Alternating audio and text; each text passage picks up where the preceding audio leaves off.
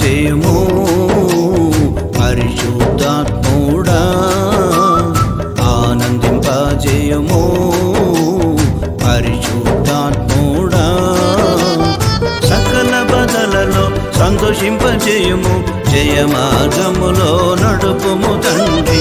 సకల బదలలో సంతోషింపజేయము, జయ మార్గములో నడుపుము తండ్రి. ఆనందింపజేయము పరిశుద్ధాత్ముడా, ఆనందింపజేయము పరిశుద్ధాత్ముడా.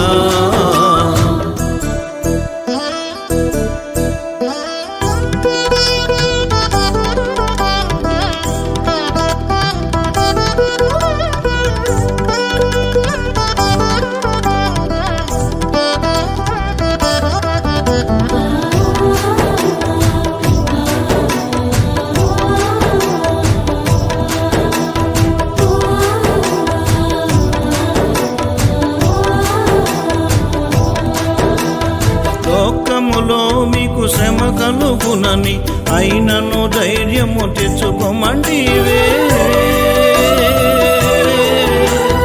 లోకములో మీకు శ్రమ కలుగునని అయినను ధైర్యము తెచ్చుకోమంటివే. నీ కృప నాకు వసగుము ప్రభువా, శ్రమలలో నేను సంతోషించెద. నీ కృప నాకు వసగుము ప్రభువా, శ్రమలలో నేను సంతోషించెద. ఆనందింపజేయము పరిశుద్ధాత్ముడా, ఆనందింపజేయము పరిశుద్ధాత్ముడా. ప్రభువే ఆయన జీవ వాక్కుల చేత ప్రభువే మనతో మాట్లాడినట్లుగా మన ఆత్మను బలపరిచినట్లుగా స్తోత్రించేదుము. హల్లెలూయా. దేవుని పరిశుద్ధ నామమునకు మహిమ కలుగునుగాక. కీర్తన గ్రంథము 44వ అధ్యాయము 3వ వచనం నుండి చదువుదాము. తమ ఖడ్గము చేత దేశముని స్వాధీనపరుచుకుని లేదు, వారి బాహు వారికి చేయమీయలేదు. నీ వారిని కటాక్షించితివి కనుక నీ దక్షిణ నీ బాహువే నీ ముఖ కాంతియే వారికి విజయము కలుగు చేసెను. దేవుని పరిశుద్ధ నామమునకు మహిమ కలుగునుగాక. మరి ముఖ్యముగా నీవు వారిని కటాక్షించితివి గనుక నీ దక్షిణాస్తమి నీ బాహువే నీ ముఖ కాంతియే వారికి విజయము కలుగజేసెను అన్నట్టుగా 44వ అధ్యాయం 3వ వచనం. నీవు వారిని కటాక్షించితివి. దేవుడు ఒకరిని కటాక్షించాడా? ఒకరిని కటాక్షించాడా? వారికి ఎన్ని బాధలున్నా, ఇబ్బందులున్నా, శోధనలున్నా, పలు విధమైన వేదనలున్నా, పలు విధమైన రోగాలున్నా, పలు విధమైన పాపములున్నా దేవుడు గాని కటాక్షిస్తే వారిపై ఏలుబడి చేస్తున్న పలు విధమైన దరిద్రం పోతుంది. పలు విధమైన శోధన నుండి తప్పించబడతారు. పలు విధమైన వ్యాధుల నుండి తప్పించబడతారు. పలు విధమైన పరీక్షల నుండి దేవుడు తప్పిస్తూ ఉంటాడు. నీవు వారిని కటాక్షించితివి గనుక, దేవుని కటాక్షము ఎవరి కటాక్షం లేకపోయినా ఈ లోకంలో, ఈ ప్రపంచంలో ఏ మనుషులు దేవుని కటాక్షం ఉంటే చాలు. దేవుని యొక్క కటాక్షం ఉన్నదా వారికి విజయాలు కలుగుతాయి. దేవుని యొక్క కటాక్షం ఉన్నదా వారికి ఆదరణ దొరుకుతుంది. దేవుని యొక్క కటాక్షం దొరికిందా, కటాక్షం ఉందా, దేవుడు వారిని ఉజ్జింపజేస్తాడు. దేవుని కటాక్షం ఉన్నదా, ఆశ్చర్యమైన రీతిగా వారు సంతోషించగలుగుతారు. దేవుని కటాక్షం ఎవరి పట్ల ఉన్నదో వారు శుద్ధులుగా మార్చబడతారు. దేవుని కటాక్షం ఉన్నదా, దేవుని కోపము తొలగించబడి కటాక్షమించే దేవుడు అందుకుని భక్తుడైనటువంటి మోషే నీ కటాక్షము నాపై రానిమ్ము అన్నట్టుగా మోషే అంటున్నాడు నిర్గమాకాండములో 33 అధ్యాయంలో అనుకుని నా కటాక్షం నీ కలిగి ఉన్నది అన్నట్టుగా ఆ మాట చదువుదాము. 33 అధ్యాయము నిర్గమాకాండం 13వ వచనం. కాబట్టి నీ కటాక్షము నా ఎల్ల కలిగిన ఎడల నీ కటాక్షము నా ఎల్ల కలిగినట్లుగా దయచేసి నీ మార్గము నాకు తెలుపుము. చూసారా, నీ కటాక్షము నా ఎడల కలుగునట్లుగా దయచేసి నీ మార్గం నాకు తెలుపుమయ్యా. ప్రభు ఏమంటున్నాడు? 12వ వచనము కూడా చదువుదాము. 17వ వచనం. కాగా యెహోవా నీవు చెప్పిన మాట చొప్పున చేసేదను, నీ మీద నాకు కటాక్షము కలిగినదని నీ పేరుని బట్టి నిన్ను ఎరుగుతుందని మోషేతో చెప్పగా. హల్లెలూయా. దేవుడు ఏమంటున్నాడు? నువ్వు కాగా యెహోవా నువ్వు చెప్పిన మాట చెప్పున చేసేదను, నీ మీద నాకు కటాక్షము కలిగినది, నీ పేరును బట్టి నేను ఎరుగుదునని మోషేతో చెప్పగా. దేవుని కటాక్షం ఉంటే చాలు. అందుకని దయగల వారిపై దయ చూపించును అన్నట్టుగా దయగల వారిపై దయ చూపిస్తాడు. ఆశ్చర్యమైన రీతిగా మోషేతో దేవుడు ఏమంటున్నాడు? నా కటాక్షము నీ మీదనున్నది, నా కటాక్షం నీ మీద కలిగి ఉన్నది, కటాక్షించాను, నిన్ను కరుణించాను. ఎవరు కరుణించకపోయినా నేను నిన్ను కరుణించాను. ఎవరు క్షమించకపోయినా నేను నిన్ను క్షమించాను. ఎవరు ఓదార్చకపోయినా నేను నిన్ను ఓదార్చాను. ఎవరు నిన్ను ధైర్యపరచకపోయినా నేను నిన్ను ధైర్యపరచు. నా కటాక్షము నీ మీద ఉన్నది అంటున్నాడు. 33వ అధ్యాయము 17వ వచనము. కాగా యెహోవా నువ్వు చెప్పిన మాట చొప్పున చేసేదను, నీ మీద నాకు కటాక్షము కలిగినది, నీ పేరుని బట్టి నిన్ను ఎరుగుతునని మోషేతో చెప్పగా. చూసారా ఎంత చక్కటి మాట? నీ మీద నాకు కటాక్షము కలిగినది. హల్లెలూయా. ఎస్తేరు ఎవరు? తల్లిదండ్రులు లేనిది, పినతండ్రి పెంచాడు, ఒక అనాదిగా పెరిగింది. ఎస్తేరును ఆదరించేవాళ్ళు పోషించేవాళ్ళు పరిస్థితులు లేవు. తల్లిదండ్రులు లేనటువంటి పరిస్థితి. పినతండ్రి పెంచాడు. ఎస్తేరుపై ఒక కటాక్షము దేవుడు నిలిపి ఉన్నాడు. ఎస్తేరుపై దేవుని యొక్క కటాక్షం వచ్చినందువల్లనే కదా అహష్వేరోషు రాజు అనేక మంది కన్నికలు వస్తున్నప్పుడు కూడా ఆమెను చూచినే ఉంటేనే ఆమె మీద కటాక్షం కలిగినట్టుగా ఆ మాటలు చదువుదాము. 2వ అధ్యాయము 17వ వచనము. స్త్రీలందరికంటే రాజు ఎస్తేరును ప్రేమించెను, కన్నికలందరికంటే ఆమె అతని వలన దయా దాక్షిణ్యములు పొందెను. చూసారా, స్త్రీలందరికంటే రాజు ఆమె మీద దయా దాక్షిణ్యములు ఆమె మీద కుమరించడానికి దేవుని యొక్క కటాక్షము ఎవరి పట్ల ఉన్నదో, దేవుని యొక్క కటాక్షము, దేవుని యొక్క కరుణ. ఆశ్చర్యమైన రీతిగా ఎస్తేరు కూడా షూషాను కోటకు ఒక రాణిగా దేవుడు మార్చడానికి దేవుని యొక్క కటాక్షం ఎస్తేరుపై ఉన్నది. ఎస్తేరుని దేవుడు ఆశీర్వదించాడు. ఎస్తేరు గనగా ఒక ఉన్నతమైనటువంటి ఒక నక్షత్రము. చూడండి, నక్షత్రం అనేక మందికి వెలుగునిస్తుంది అన్నట్టుగా ఎస్తేరు అనేక మంది ఆశీర్వాదకరంగా మార్చబడిపోయింది. దేవుని యొక్క కటాక్షము ఎస్తేరుపై వచ్చి ఉన్నది. మోషేతోటి కూడా దేవుడు చెప్తున్నాడు, నా కటాక్షం నీ మీద కలిగి ఉన్నది. అందుకనే మన ప్రార్థనలో నీ కటాక్షం నాపై రానిమ్మయ్యా, నీ కటాక్షం కావాలి. అక్కడక్కడ పేరు కూడా కటాక్షం అని పేరు కూడా పెడతారు. కటాక్షం చూడండి, కటాక్షం దేవుని యొక్క కటాక్షం, దేవుని యొక్క కరుణ, దేవుని యొక్క ఎవరి కటాక్షం లేకపోయినా దేవుని యొక్క కరుణ ఉంటే చాలు. ఈ లోక మనుషుల ఏదేదో అనుకున్నా సరే దేవుని యొక్క కటాక్షం మోషేపై వచ్చింది. మోషే ఎలాంటి వాడు? తల్లిదండ్రులు కూడా పెంచలేనటువంటి పరిస్థితి, దాయలేనటువంటి పరిస్థితి, ఒక జమ్ము పెట్టిలో పెట్టి పంపించేశారు నదిలో. ఎందుకంటే తల్లిదండ్రులు కూడా పెంచలేనటువంటి, దాయలేనటువంటి పరిస్థితి. అప్పుడు చిన్న పిల్లలందరినీ 2-3 సంవత్సరాలు చిన్నగా ఉన్నటువంటి పిల్లలందరినీ వధించమని అపవాది సాతాను రాజు ఆ సమయాలు ఏలుబడి చేస్తే అంటే దాయలేనటువంటి పరిస్థితి. ఆశ్చర్యమైన రీతిగా మోషే కటాక్షించబడ్డాడు. ఆశ్చర్యమైన రీతిగా రాజకోటలోనే పెంచబడ్డాడు.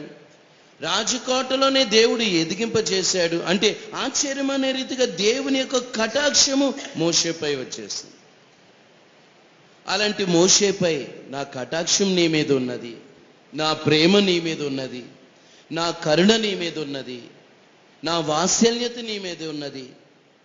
దేవుని యొక్క కటాక్షం ఎవరి పట్ల ఉన్నదో వారు ఆశ్చర్యమైన రీతిగా దేవునికి ఇష్టలుగా మారిపోతారు. వారు ఎంతటి క్రూరమైనటువంటి జనమైనా, క్రూరమైనటువంటి మనస్తత్వం కలిగి ఉన్నా, ఎంతో ఇష్టానుసారంగా ఉన్న దేవుని యొక్క కటాక్షం వారి పట్ల ఉన్నదా, ఎంత క్రూరత్వమైన మృదుత్వంగా మారిపోతారు. హల్లెలూయా. దేవుని యొక్క కటాక్షము సౌలుపై వచ్చేసింది. ఒకప్పుడు సౌలు దేవుని జనాంగాన్ని హింసించాడు, బాధించాడు, వేధించాడు, చిత్రహింసలు పెట్టాడు, చంపించాడు. దేవుని ఉగ్రత సౌలుపై రావాల్సినటువంటి పరిస్థితులు, అలాంటి పరిస్థితిలో చివరిగా ప్రభువు కూడా అంటున్నాడు, సౌలా సౌలా నీవేళ నన్ను హింసించున్నావు, ప్రభువా నీవెవడువు అని. అలాంటి పరిస్థితి ఎదురాడే సౌలును పౌలుగా మార్చబడలేదా? పౌలుపై దేవుని యొక్క కటాక్షం వచ్చేసింది. సౌలు ఆశ్చర్యకరంగా పౌలుగా మార్చబడ్డాడు. ప్రభువునేమంటాడు? సౌలా సౌలా నీవేళ నన్ను హింసించున్నావు, నా బాధించున్నావు అంటే నువ్వెవడువు అని ఎదురాడినటువంటి సౌలు పౌలుగా మార్చబడలేదా? ఆ మాట చదువుదాము. అపోస్తుల కార్యములు 9:5. 9వ అధ్యాయము 5వ వచనం. అప్పుడు అతను నేల మీద పడి, సౌలా సౌలా నీవేళ నన్ను హింసించుచున్నావని తనతో ఒక స్వరం పలుకుట వినెను. ప్రభు నీవెవడవని అతను అడుగగా ఆయన, నేను నీవు హింసించుచున్న యేసును. చూసారా, నీవు హింసించున్న యేసును. నన్ను ఎలాగన్నావు, నన్ను ఎదురాడావు, నన్ను తిరస్కరించావు. అట్టి రీతిగా ఏమీ అనకుండా సౌలు పౌలుగా మార్చబడిపోయాడు. దేవుని యొక్క కటాక్షం ఎలాగొచ్చేసింది?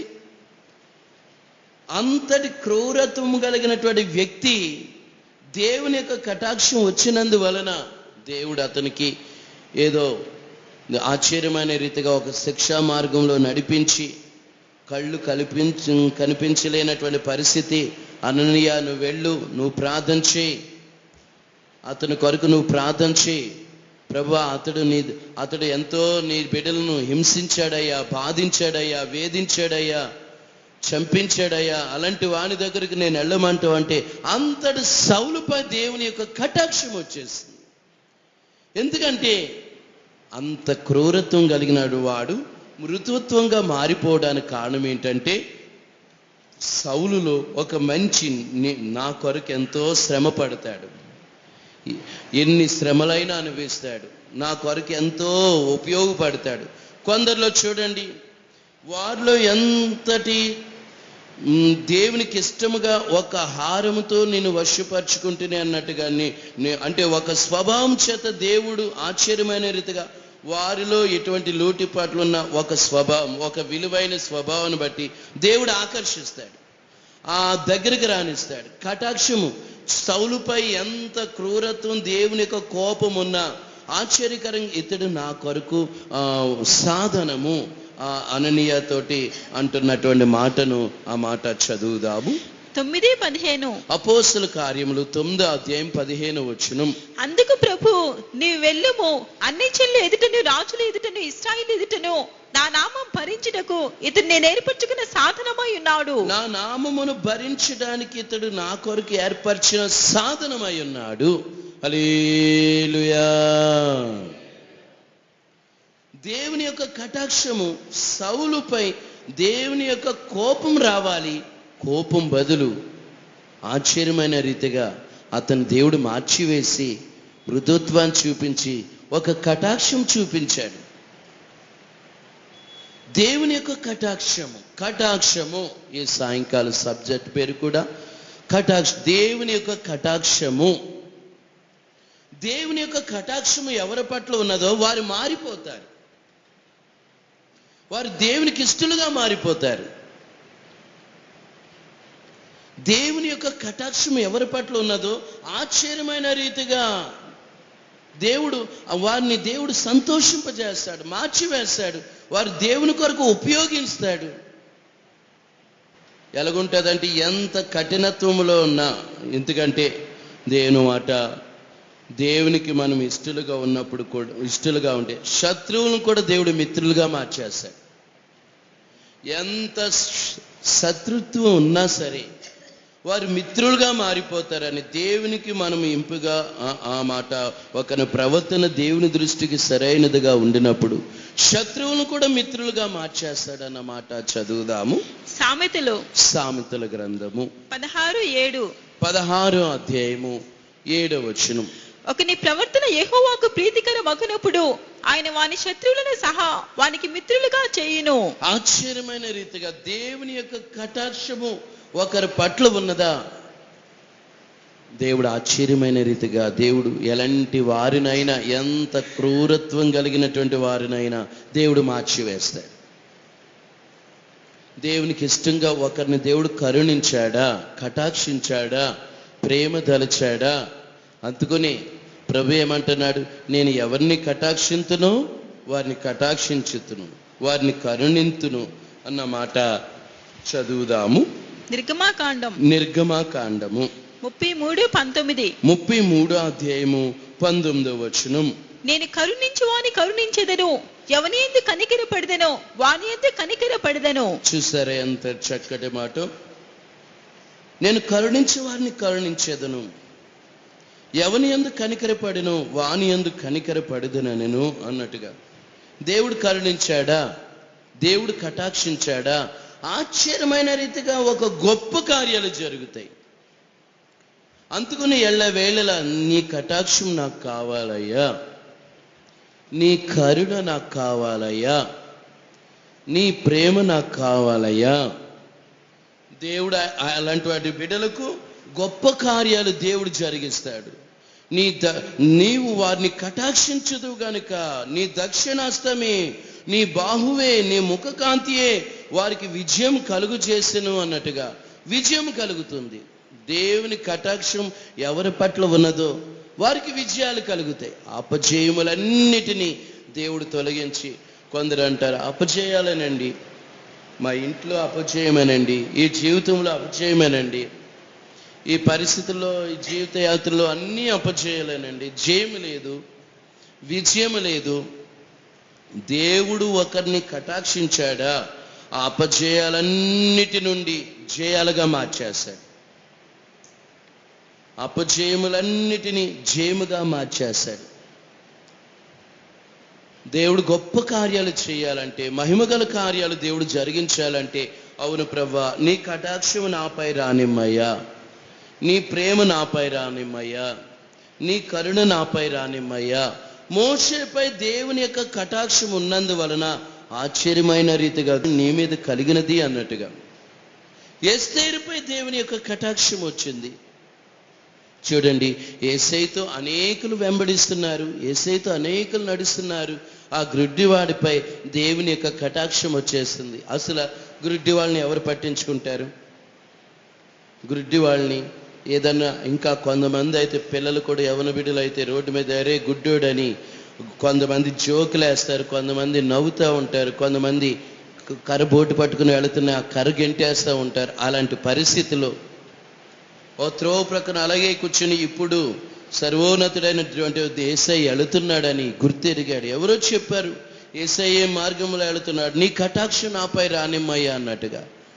నన్ను కరుణించయ్యా, నన్ను కరుణించయ్యా, దావీదు కుమారుడా నన్ను దాటిపోవద్దని శబ్దంతో కేకలు వేస్తున్నట్లుగా ఆ మాట చదువుదాము.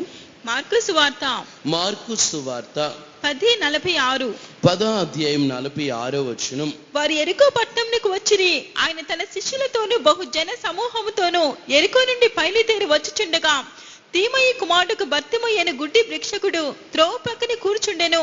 ఈయన నజరేయుడైన యేసు అని వాడు విని, దావీదు కుమారుడా యేసు, నన్ను కరుణింపమని కేకలు వేయ మొదలు పెట్టెను. ఊరికుండ మన అనేకులు వారిని గద్దించిరి, కానీ వాడు దావీదు కుమారుడా నన్ను కరుణింపమని మరి ఎక్కువగా కేకలు వేసెను. చూసారా, మరీ ఎక్కువగా కేకలు వేసెను. ఆ కింద వచనములో కూడా చదువుదాము. అప్పుడు యేసు నిలిచి వారిని పిలువుడని చెప్పగా వారు ఆ గుడ్డి వారిని పిలిచి, ధైర్యము తెచ్చుకొనుము, ఆయన నిన్ను పిలుచుచున్నాడు, లెమ్మని వానితో చెప్పిరి. అంతటి వాడు బట్టను పారవేసి దిగ్గున లేసి యేసునొద్దకు వచ్చెను. చూసారా, ఆశ్చర్యమైన రీతిగా దేవుని యొక్క కటాక్షము, దేవుని యొక్క కరుణ ఆ గుడ్డివాని దగ్గరకు వచ్చి, నీకేం కావాలి, నీ పరిస్థితి ఏంటి? కటాక్షము, దేవుని యొక్క కటాక్షం వచ్చిందా వారి పరిస్థితులు మార్చిపడిపోతాయి. దేవుని యొక్క కటాక్షం వచ్చిందా వారి దరిద్రం పోతుంది. వారిపై ఏలుబడి చేసిన పలు విధమైనటువంటి దరిద్రత, ఆటంకాలు, పలు విధమైనటువంటి పరిస్థితులు మార్చబడిపోతాయి. గొప్ప కార్యాలు జరుగుతాయి. కటాక్షము ఎల్లవేళలో నీ కటాక్షం నాపై రానిమ్మయ్యా, నీ కటాక్షం నాపై రానిమ్ము. కటాక్షము, దేవుని యొక్క కటాక్షము మోషేపై వచ్చింది. దేవుని యొక్క కటాక్షము ఎస్తేరుపై వచ్చింది. దేవుని యొక్క కటాక్షము ఆ గ్రుడ్డివాడిపై వచ్చింది. దేవుని యొక్క కటాక్షము ఎవరి పట్ల ఉన్నదో, కటాక్షం వచ్చిందా వారు అపజయాలన్నీ విజయముగా మార్చబడతాయి. వారు విజయం పొందుతారు. అపజయాలకు ఉన్నటువంటి పరిస్థితులన్నీ కూడా ఇర్మియా గ్రంథములో వారు పోరాడుదురు గాని విజయం నీదే అన్నట్టుగా 1వ అధ్యాయంలో వారు నీతో యుద్ధం చేస్తారు గాని అన్నట్టుగా పలు విధమైన దుష్టాత్మలు పలు రీతులుగా మనపై పలు రీతులుగా శత్రు సమూహము యుద్ధం చేస్తాయి. ఆత్మీయ జీవితంలో పోరాటం వస్తుంది, పలు విధమైన పోరాటాలు వస్తాయి, కానీ విజయము నీకు ఇస్తాను అన్నమాట చదువుదాము. 1:19. 1వ అధ్యాయం 19వ వచనం. వారు నీతో యుద్ధము చేతురు, కానీ నిన్ను విడిపించుటకు నేను నీకు తోడై ఉన్నందున వారు నీ పైన విజయము పొందచాలరు. వారు నీ పైన విజయం పొందచాలు. ఆయన బిడ్డలైన వారికి విజయములు ఇస్తాడు. ఆయన బిడ్డలైన వారిని కటాక్షిస్తాడు. ఇర్మియా ఎంతటి వాడు? చిన్నవాడిపై కటాక్షం వచ్చింది. ఇర్మియా ఏమంటున్నాడు? నేను బాలుడిని, నువ్వు బాలుడిని అనవద్దు, నా కటాక్షం నీ మీద కలిగి ఉన్నది అన్నట్టు. గర్భములో రూపింపబడక ముందే నిన్ను ఎరిగి తిని నేను బాలుడినయ్యా అంటే నా కటాక్షం నీపై వచ్చింది, నేను బాలుడునని నువ్వు అనవద్దు. ఆ మాట కూడా చదువుదాము. 1:6. ఇర్మియా గ్రంథము 1వ అధ్యాయము 6వ వచనం. అందుకు అయ్యో ప్రభువుకు యెహోవా, చిత్తగించుము, నేను బాలుడనే, మాట్లాడుటకు నాకు శక్తి చాలదని నేననగా యెహోవా నాకిలాగు సెలవిచ్చెను, నేను బాలుడను అనవద్దు, నేను నిన్ను పంపు వారందరిద్దకు నీవు పోవలెను, నీకు ఆజ్ఞాపించిన సంగతులన్నీ చెప్పవలెను. చూసారా, ఇర్మియాపై కూడా దేవుని యొక్క కటాక్షం వచ్చేసింది. దేవుని యొక్క కటాక్షము, దేవుని యొక్క కరుణ. ఇర్మియా చాలా చిన్న బాలుడు అయినప్పుడు కూడా ఇర్మియాపై దేవుని యొక్క కటాక్షము కలిగినది. మన యొక్క జీవితంలో చాలా పరిస్థితులను బట్టి ఇది నా వలన కాదు, ఈ జీవితం నా వలన కాదు, ఈ విశ్వాస జీవితం నా వలన కాదు, నేను తట్టుకోలేను, నేను ఈ బాధ అనుభవించలేను, నేను ఈ శ్రమ అనుభవించలేను, నేను ఈ పోరాటం అనుభవించలేను. అనేకులు అనేక రీతిలుగా అనుకుని నన్ను దేవుని యొక్క కటాక్షము కలిగినదా, అది మట్టిగా ఉన్న మహిమగా మారుస్తాయి, మహిమైశ్వర్యంగా మారుస్తాయి. అంటే మట్టి అంటే ఈ లోకము రకరకాలుగా నా వలన కాదు, ఈ జీవితం నేను చేయలేను, ఈ విశ్వాస జీవితం నేను చేయలేను, ఈ బ్రతుకు నేను బ్రతకలేను. ఎంతోమంది నా వలన కాదు, ఈ జీవితం నా వలన కాదు, నా వలన కాదు, వేస్ట్. ఎంతోమంది ఇటు రీతిగా అనేవారుంటారు. నా వలన కాదు, ఈ జీవితం నేను చేయలేను, ఈ విశ్వాస జీవితంలో నేను పోరాడలేను, నా వలన కాదు. ఒక్కొక్క సమయాల్లో దేవుని ఏమంటారు, నన్ను వదిలేయ్యా, నన్ను విడిచిపెట్టే. దేవుడేమో నా కృప నీకు తోడై ఉన్నది, నేను నిన్ను విడువనంటే నన్ను వదిలే. కొందరేమో దేవుడు మర్చిపోయాడు అనుకుంటారు, మరి కొందరు దేవుడు పట్టుకున్నా సరే నన్ను వదిలే, నన్ను వదిలే, నన్ను వదిలే, నన్ను విడిచిపెట్టు అన్నట్టుగా కొందరు, మరికొందరు ఎలాగుంటుందంటే దేవుడు పట్టుకున్న వారి హృదయంలో ఉన్నటువంటి బాధ, వేదన, శోధన బట్టి నిన్ను నమ్ముకున్నాను, నీ ఏం జరుగుతుంది, ఏం లాభం వచ్చింది, నిన్ను నమ్ముకున్నాను, ఈ పోరాటాలు అలాగే ఉంటున్నాయి, ఏంటి ప్రభువా? కొంతమంది దేవుడు హత్తుకొనినను.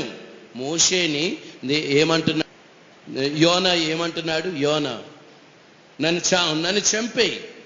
దేవుడేమో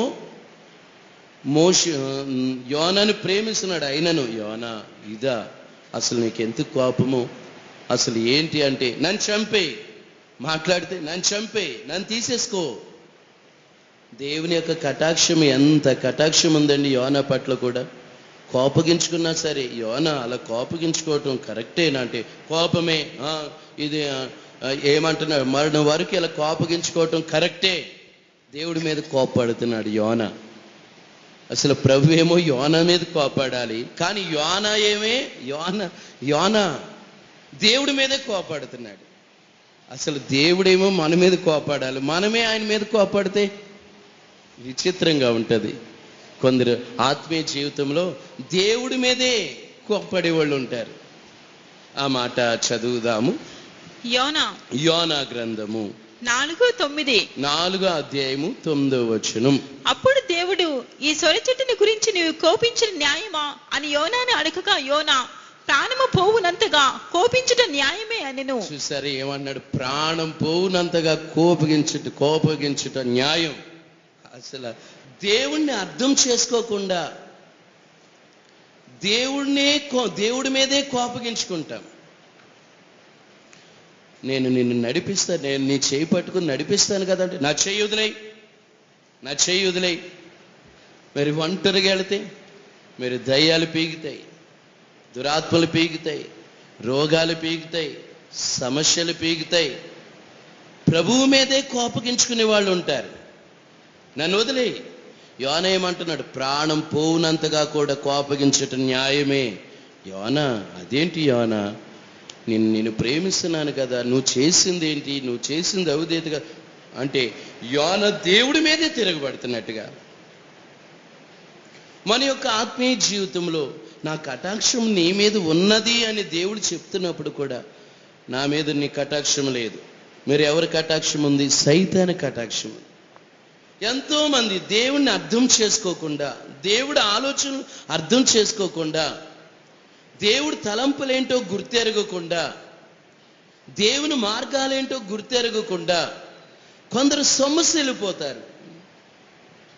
సొమ్మసిల్లిపోయి నా వలన కాదు, ఈ జీవితం నా వలన కాదు, మరి ఏమంటారు చివరిగా, నన్ను తీసేసుకో ప్రభువా, నా ప్రాణం తీసేసుకో. చూసారా యోనా గ్రంథం 4వ అధ్యాయంలో కూడా ఏమంటున్నాడు? 4వ అధ్యాయం 3వ వచనం. యోనా గ్రంథం 4వ అధ్యాయం 3వ వచనం. నేనిక బ్రతుకుట కంటే చచ్చుట మేలు, యెహోవా నన్నిక బ్రతుకునీక చంపుమని యెహోవాకు మనవి చేసెను. చూసారా, నన్ను బ్రతుకునీక, నన్ను చంపు. ఎంతో మంది అలాంటి వారు కూడా ఉంటారు. నన్ను బ్రతుకునివ్వద్దు దేవా, ప్రభువా, నన్ను బ్రతుకునివ్వద్దు, నన్ను చంపేయ్యా, అట్టి రీతిగా అంటున్నాడు. కానీ పౌలేమో బ్రతుకుటకు నీ కొరకే బ్రతుకుతా, చస్తే నీ కొరకే అన్నట్టుగా ఆయన అంటే ఈ యోనా జీవితంలో తిరుగుబాటు చేసినట్టుగా నన్ను తీసేసుకో, నన్ను చంపివేయి. దేవుని యొక్క కటాక్షము యోనా పట్ల ఉన్నది గనుక, దేవుని కటాక్షం లేకపోతే ఆ సముద్రం అడుగు బాగా తిమింగులు అక్కడే వదిలేసి చావకూడదు. దేవుని కటాక్షం ఉంది గనుక సముద్ర అడుగు భాగానికి వెళ్ళి మొరుపెట్టిన సముద్ర అడుగు భాగం నుండి మళ్ళా పైకి తీసుకొచ్చాడు. గట్టిగా హల్లెలూయా చెప్దా. అసలు దేవుని కటాక్షం లేకపోతే మీరైనా నేనైనా ఈ స్థలంలో ఉండగలుగుతామా? ఒక్కసారి ప్రశ్నించుకుందాము. దేవుని యొక్క కటాక్షం లేకపోతే మనము ఆయన తెలుసుకుందామా? ఆయన మార్గంలో ఉందామా? ఆయన కటాక్షం లేకపోతే మరి చూడండి, ఒకసారి ఆలోచిస్తే మన తోటి వారు కానీ, కొంచెం బయటి వారు కానీ, మనతోటి చదువుకున్న వారు కానీ, లేదంటే బంధుమిత్రులు కానీ ఒకసారి ఆలోచిస్తే వారికి ఈ మార్గం తెలీదు, ఈ క్రమము తెలీదు, ఈ ఉపదేశం తెలీదు, ఇలాంటి సమూహం తెలీదు. దేవుని యొక్క కటాక్షం ఉన్నందువల్లనే కదా దేవుడు మనం పిలిచాడు. పిలిచిన దేవుడు నమ్మదగిన వాడని విశ్వాసంతో ముందుకెళ్ళాలి తప్ప విశ్వాసం లేకపోవడం వలనే, విశ్వాసం ఎవరి పట్ల ఉన్నదో దేవుని కటాక్షం నాపై ఉన్నది, దేవుడు నన్ను మర్చిపోలేదు, అద్దరికి చేరుస్తాడు, ఆశ్చర్యమైన రీతిగా ఆయన కృప నా పట్ల ఉన్నది కనుక లేవనెత్తుతాడు. దేవుని యొక్క కటాక్షము యోనా పట్ల ఉన్నది గనుక సముద్ర అడుగు భాగాన యోనా గ్రంథంలో చూడండి ఆయన ప్రార్థన చేస్తున్నట్లుగా ఆ ప్రార్థన చదువుదాము. 2:2 యోనా గ్రంథము 2వ అధ్యాయము 2వ వచనము. ఆ మత్స్యపు కడుపుల నుండి యోనా యెహోవాకు ఇలాగున ప్రార్థించెను, నేను ఉపద్రవములో ఉండి యెహోవాకు మనవి చేయగా ఆయన నాకు ప్రత్యుత్తరం ఇచ్చెను. పాతాళ గర్భములో నుండి నేను కేకలు వేయక నీవు నా ప్రార్థన అంగీకరించి ఉన్నావు. చూసారా, దేవుని యొక్క కటాక్షం ఉన్నది కనుక ప్రార్థన అంగీకరించబడింది. దేవుని యొక్క కటాక్షం ఉన్నది కనుక సముద్ర ఆ మృత్యు ఆ కడుపులో నుండి మొరపెడుతుంటే, ఆ తిమింగలం కడుపులో నుండి దేవా ఈ పరిస్థితి, అసలు మామూలుగా చేపలే అసలు ఆ స్మెల్ భరించి లేకుండా ఉంటాం. అప్పుడప్పుడు చేపల మార్కెట్కి వెళ్తే ఆ పరిసర ప్రాంతాల్లో ఉండగలుగుతామా? అస్సలు ఆ కడుపు భాగంలో ఉండి కడుపులో ఉండి మొరపెడుతున్నట్టుగా. ఆ 2వ అధ్యాయం 2వ వచనమా ఆ మాట చదువుదామా. నేను ఉపద్రవములో ఉండి యెహోవాకు మనవి చేయగా ఆయన నాకు ప్రత్యుత్తరం ఇచ్చెను, పాతాళ గర్భములో నుండి నేను కేకలు వేయగా నీవు నా ప్రార్థన అంగీకరించి ఉన్నావు. చూసారా, సముద్ర గర్భములో పడవేసి ఉన్నావు, అగాధమైన గర్భములు పడవేసి ఉన్నావు, అయినప్పుడు కూడా పాతాళ గర్భములో నుండి నేను కేకలు వేయగా నీవు నా ప్రార్థన అంగీకరించి ఉన్నావయ్యా అంటున్నాడు. నేను ఉపద్రవంలో ఉన్నాను, అలాంటి పరిస్థితులు. చూసారా, దేవుని బిడ్డలు దేవుడి కటాక్షము యోనా పట్ల అయినను యోనా ఎంత కోపగించుకున్నా ఆయన ప్రేమ చూపించాడు. కొందరు చూడండి, దేవుడి మీద యోనా కోపగించుకున్న అయినను ఆయన ప్రేమ విడవలేదు. మన యొక్క జీవితంలో దేవుని అర్థం చేసుకోకుండా, ఆయా సందర్భంలో చేయి పట్టుకుని నడిపిస్తున్నా దేవుని అర్థం చేసుకోకుండా నన్ను వదిలేయ్యా, నన్ను విడిచిపెట్టు, నేను పోతాను. కొందరు ఏదన్నా ఎందుకు సైతం పాతాళంలో పాతాళంలో పోతాను అంటారు. కొందరు నేను ఎక్కడ నరకాన్ని పోతాను, ఎందుకంటే దేవుని మీద కోపగించుకునేవారు ఉంటారు. యోనా అట్టి పరిస్థితులు అయినను యోనా పట్ల దేవుని యొక్క కటాక్షం విడవక దేవుడు మార్చుకున్నాడు. ఆశ్చర్యకరంగా యోనా ఆశ్చర్యమైన ఒక ప్రసంగానికి ఆశ్చర్యకరంగా వారు మార్పు చెందారు. చివరిగా ఏది ఏమైనప్పుడు కూడా దేవుని యొక్క కటాక్షము మనం ఎన్ని సంపాదించుకున్న ప్రయోజనం లేదు, కానీ దేవుని యొక్క కటాక్షము సంపాదించుకోవాలి. ఈ లోకములో పేరు ప్రఖ్యాతులైన, బంగారమైన, డిగ్రీలైనా, ఉద్యోగాలైనా ఎన్ని కలిగి ఉన్నా, పాస్తులు కలిగి ఉన్నా, ఈ లోక బంధు ప్రేమలు ఎన్ని కలిగి ఉన్నా, దేవుని యొక్క కటాక్షం లేకపోతే మన జీవితం సున్నా. దేవుని కటాక్షము అబ్రహాం కోరుకోలేదా? నీ కటాక్షము నా మీద ఉన్న ఎడల ఇప్పుడు నీ దాసుని దాటిపోవద్దయ్యా, ఒక్కసారి రండి అయ్యా, ఒక్కసారి ఆగండి అయ్యా, కొంచెం ఆహారం పుచ్చుకొని మీరు వెళ్ళిపోవచ్చు, నీ కటాక్షం నాపై రానిమ్మాయి బ్రతిమాలుకుంటున్నాడు. గట్టిగా హల్లెలూయా చెప్దా. బ్రతిమాలుకుంటున్నారు. దేవుడిని బ్రతిమాలుకునే వాళ్ళు ఉంటారు, దేవుని కటాక్షం కోరుకునే వాళ్ళు ఉంటారు. ఆ మాట చదువుదాము. ఆదికాండం ఆది కాండము 18:3. 18వ అధ్యాయము 3వ వచనం. అతడు వారిని చూచి గుడారపు వాకిటి నుండి వారిని ఎదుర్కొంటకు పరుగెత్తి నేల మట్టుకు వంగి, ప్రభువా, నీ కటాక్షము నా మీద నున్న ఎడల ఇప్పుడు నీ దాసిని దాటిపోవద్దు, నేను కొంచెం నీళ్లు తెప్పించేదను, దయచేసి కాళ్ళు కడుక్కొని ఈ చెట్టు క్రింద అలసట తీర్చుకోండి, కొంచెం ఆహారము తెచ్చిదను, మీ ప్రాణములను బలపరచుకోండి, తరువాత మీరు వెళ్ళవచ్చును. చూసారా, నీ కటాక్షం నా మీద ఉన్న ఎడల ఇప్పుడు నీ దాసిని దాటిపోవద్దయ్యా. మంచి ఆలోచనలు కొందరికి వస్తాయి. సర్వశక్తి కలిగినటువంటి దేవుడిని, దేవుని దూతలు దేవుడిని ఆహ్వానించే బిడ్డలు ఉంటారు. నీ కటాక్షం నాపై రానిమ్మయ్యా, నీ కటాక్షం నా మీద ఉన్న ఎడల ఇప్పుడు నీ దాసుని దాటిపోవద్దు. దేవుని యొక్క కటాక్షం కోరుకునే వాళ్ళు ఉంటారు. దేవుని యొక్క కటాక్షము, దేవుడు దిగి రావాలంటే, దేవుని కటాక్షం రావాలంటే బ్రతిమాలు కొనుట. ఈ లోకములో బయటి వారిని ఎంత లోకములో లోక మనిషిని ఎంత బ్రతిమాల, సర్వశక్తి కలిగినటువంటి దేవుని బ్రతిమాలుకుంటే దేవుడు వారి హృదయంలోనికి వస్తాడు, వారి ఇంటిలోనికి వస్తాడు. కటాక్షము, మరి ముఖ్యంగా దేవుని కటాక్షమే. నీ కటాక్షం నాపై ఉన్న ఎడల ఇప్పుడు నీ దాసిని దాటిపోవద్దయ్యా, ఇప్పుడు నీ దాసిని దాటిపోవద్దయ్యా. ఒక రాజుగారు అలాగేనంట, మీకేం ఆయన పుట్టినరోజు వచ్చి మీకేం కావాలంటే అది తీసుకోండి అంటే అందరూ అన్ని తీసుకున్నారంట. ఒక పెద్ద అయిన ముసలైన ఊరు చివరిని ఉంటాడంట, ఒక గుడిసెలో ఉంటాడంట. ఆయన ఏమంటున్నాడు, నా కోరిక, అందరూ అన్ని తీసుకున్నారు, ఆయన కోరిక, అయ్యా మీరు మా ఇంటికి వచ్చి భోజనం చేయాలి. ఊరి చివరిని ఉంటాడు. అందరూ అన్ని తీసుకెళ్ళారు. ఆయన బర్త్డే ప్రకారం మొత్తం ఎవరికి ఏం కావాలో అన్నీ తీసుకెళ్లారు. ఆయన కోరిక, ఈ ముసలివాడి కోరిక ఎవరు కోరికలేదు, భోజనమే కదా, వెళ్దామని వెళ్ళాడని. మరి రాజుగారు వస్తే ఊరికి మామూలుగా అలాగుంటే అది పరిస్థితి. పాడైపోయిన రోడ్లన్నీ బాగు చేశారంట. పలానా తారీఖు డేట్ వేస్తే మొత్తం ఆ గుడిసె తీసేసి బిల్డింగ్ వేసారంట. రాజుగారి ఇంట్లో ఎలాగైతే సోఫాలు గీపాలు అవన్నీ అలా పెట్టారంట. తీరా చూస్తే ముసలివాడి డ్రెస్సులన్నీ మార్చేశారండి, మొత్తం మేకప్ అంతా, ఇల్లు బంగళా ఇల్లు అయిపోయింది. ఆ ముసలివాని కోరిక ఆశ్చర్యమైన రీతిగా తీర్చాడు రాజు. ఇదిగో వెళ్ళిపోయేటప్పుడు రాజ్యంలో ఎవరికి ఎలాంటి మనసు రాలేదు, నీకు ఎలాంటి మనసు వచ్చింది, అందుకునే లాస్ట్ వెళ్ళేటప్పుడు ఈ రాజే చెప్పి వెళ్ళాడండి, ఇవన్నీ నేనే చేపించా అంటే. దేవుని మనసును దోచివేయడం ఎలాంటిదంటే, అసలు దేవుడి మనసు ఎలాంటిది, ఆ మనసుని అబ్రహాం దోచివేశాడు. నీ కటాక్షము నా మీద ఉన్నాడు. అప్పుడు పిల్లలు లేరు, అప్పుడు అబ్రహాం పిల్లలు లేరు, కానీ అడగకుండానే దేవుని యొక్క కటాక్షం వారు తిని తృప్తి పొంది ఆశీర్వదించి మరలా వచ్చే నాటికి షారా గర్భమందు ఇస్సాకు అనే కుమారుడు ఉంటాడు.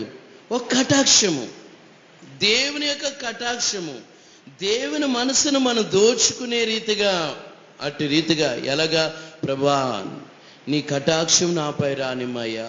ఈ లోకంలో ఎవరి కటాక్షం లేకపోయినా, నీ కటాక్షం రాకపోతే నేనేమి చేయలేనయ్యా, నీ కటాక్షం నాపై రానిమ్మయ్యా బ్రతిమాలుకుంటున్నట్లుగా మరి ఒక్కసారి ఈ ఆది కాండములో అబ్రహామును గురించి మరలా చదువుదాము. 18వ అధ్యాయము 3వ వచనం.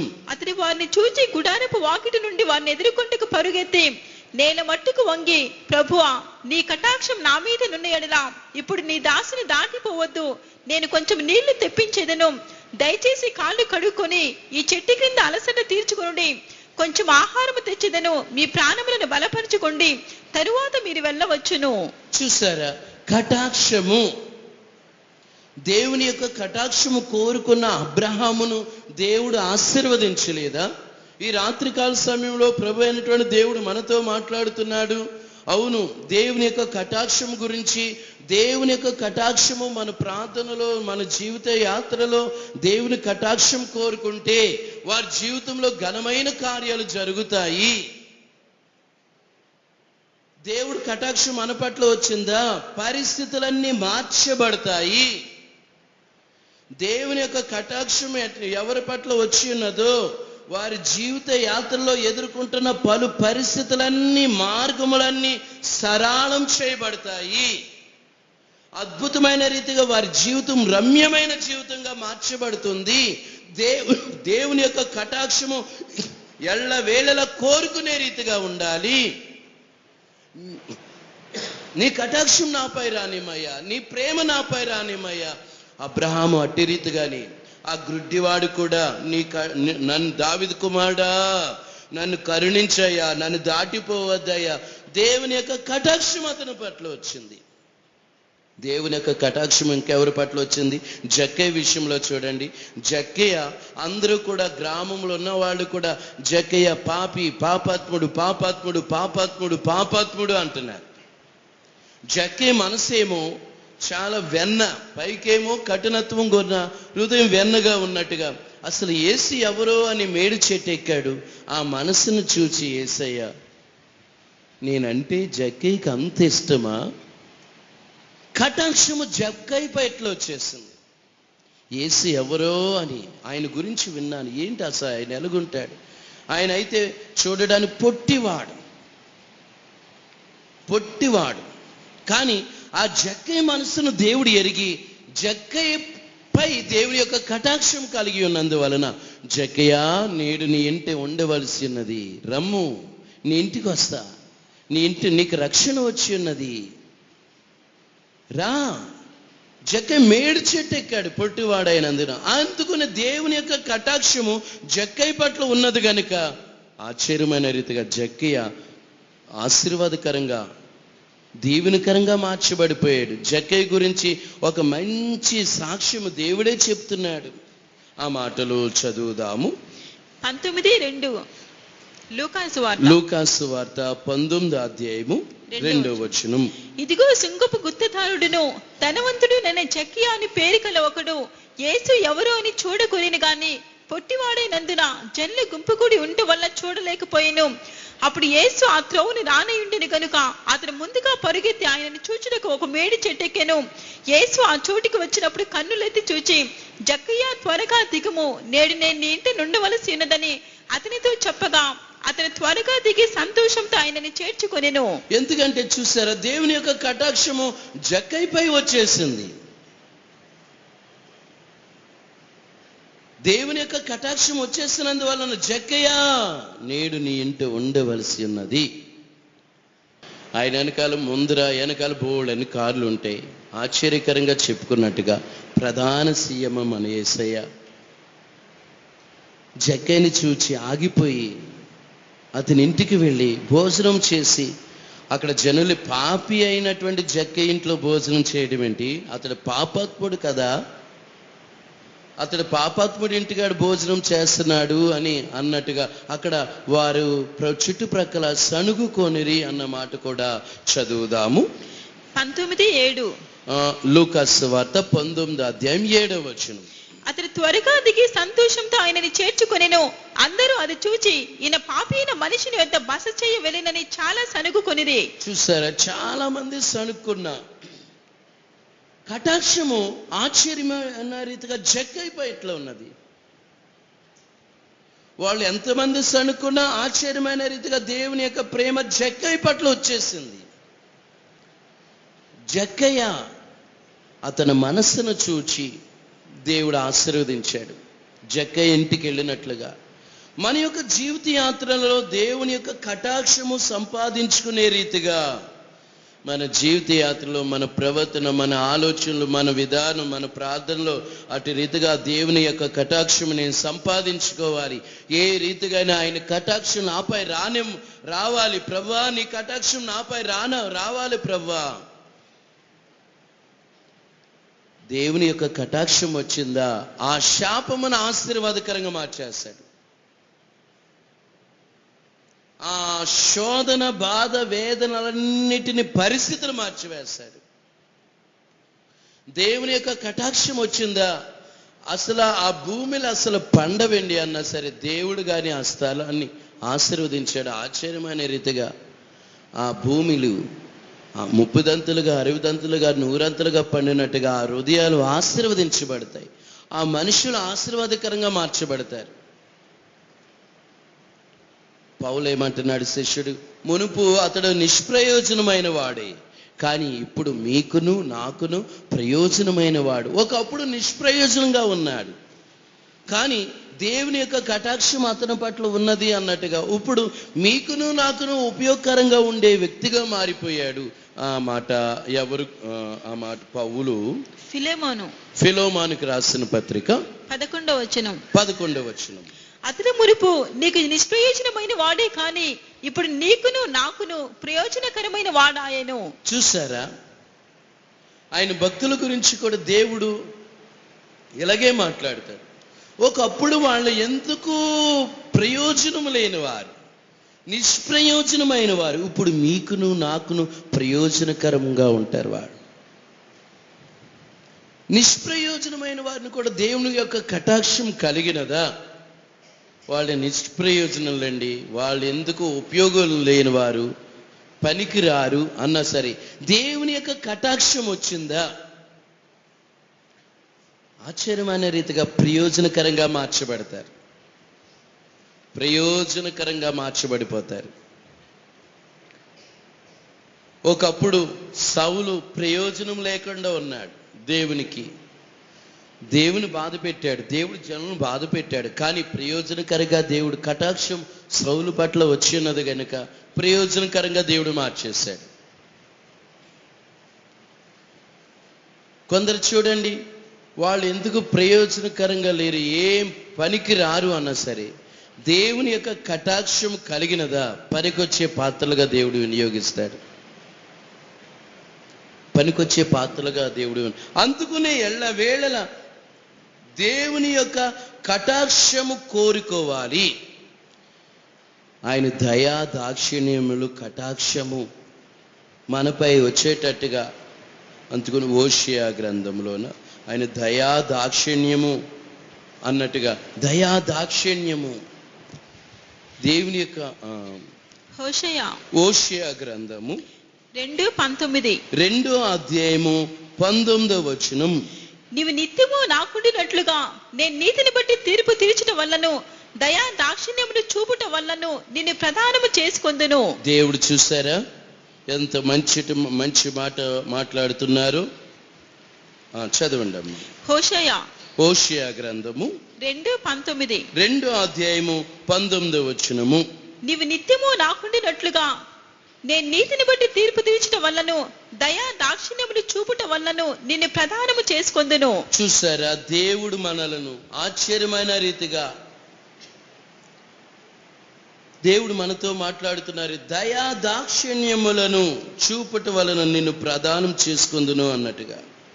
ఆయన బిడ్డలైనటువంటి వారిపై దేవుని యొక్క ప్రేమ, దేవుని యొక్క కటాక్షము ఎవరి పట్ల ఉన్నదో వారిని దేవుడు నిశ్చయముగా సంతోషింపజేస్తాడు.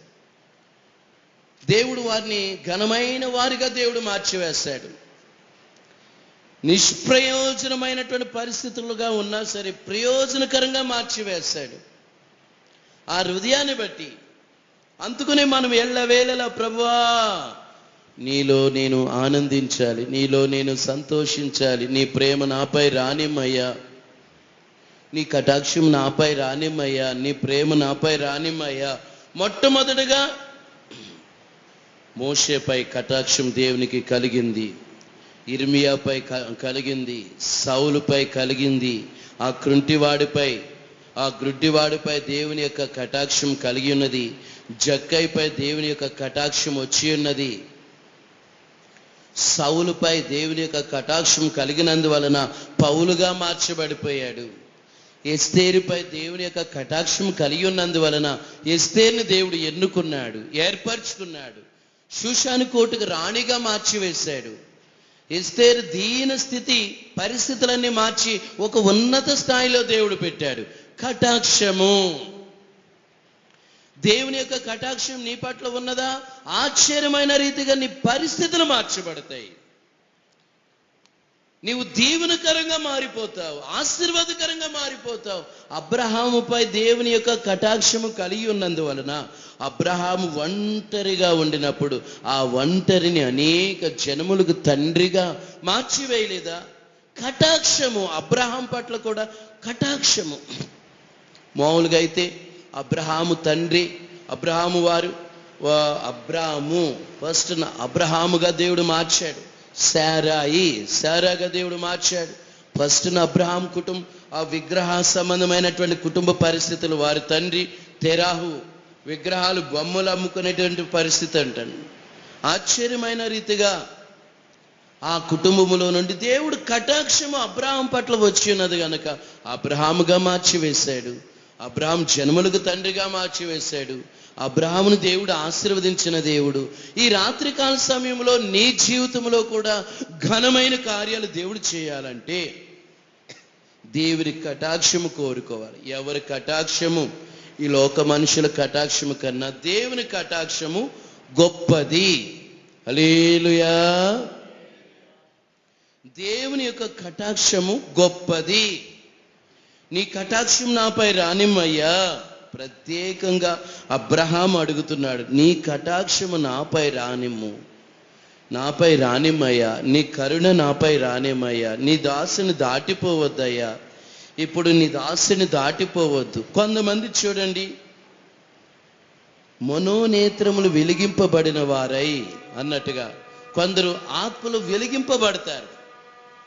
దేని విషయంలో? దేవుడి విషయంలో మనోనేత్రం వెలిగింపబడి వారు అటు రీతిగా ఉన్నందువలన అద్భుతమైన కార్యాలు దేవుడు జరిగిస్తాడు. వారు ఆశీర్వాదకరంగా మారిపోతారు, దీవెనకరంగా మారిపోతారు. కొందరు దేవుని జ్ఞానం ఉంటుంది, దేవుని మనసేంటో గ్రహిస్తారు, దేవుడు ఆలోచనలు ఏంటో గ్రహిస్తారు. చూడండి, బలవంతం చేసినట్టుగా ప్రభువుని ఈ సమయంలో దాటిపోవద్దంతే. యాకోబు కూడా అంతే కదా, నన్ను వెళ్ళిపోనివయ్యా అంటే నేను నిన్ను వెళ్ళనివ్వను, ఇప్పుడు నీ దాసుని దాటిపోవద్దు అన్నట్టుగా యాకోబు కూడా బ్రతిమాలుకుంటున్నాడు.